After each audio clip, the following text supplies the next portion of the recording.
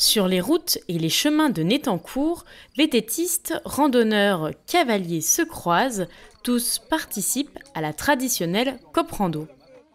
Cette randonnée emblématique du pays de Revigny revient pour une 18e édition.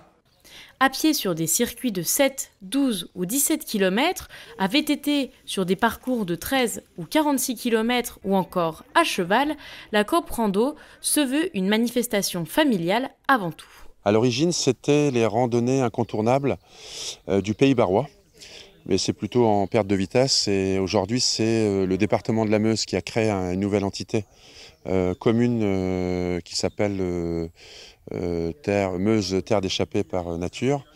Et en fait, c'est sous la houlette du département maintenant qu'on est accompagné même financièrement pour l'organisation. À chaque édition, le départ de cette randonnée se déplace de village en village.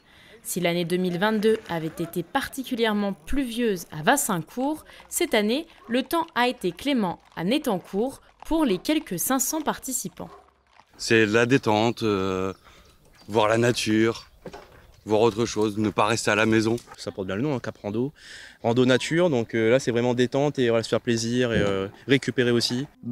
Quand on a vu que c'était pas loin de chez nous et qu'on avait un peu tous nos chevaux et qu'on a un centre pas loin, du coup on s'est dit pourquoi pas la faire, ça serait sympa tous ensemble. Parce qu'on aime bien marcher. Et puis avec la chienne maintenant on marche beaucoup quoi.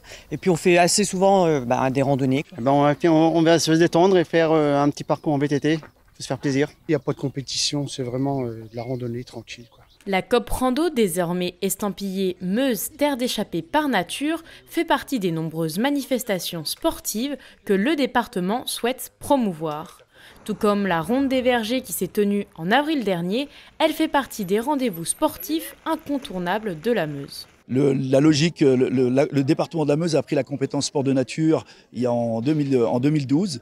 Et donc depuis, on essaie non seulement d'aménager le territoire en favorisant la création d'itinéraires de sport de nature, mais également on essaie de favoriser l'animation des territoires au travers d'événementiels.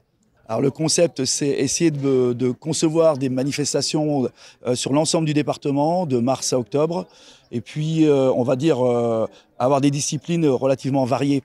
Prochain rendez-vous, Meuse Terre d'échappée par nature, le raid VTT des Têtes Brûlées qui se tiendra en juillet prochain à Saint-Mihiel.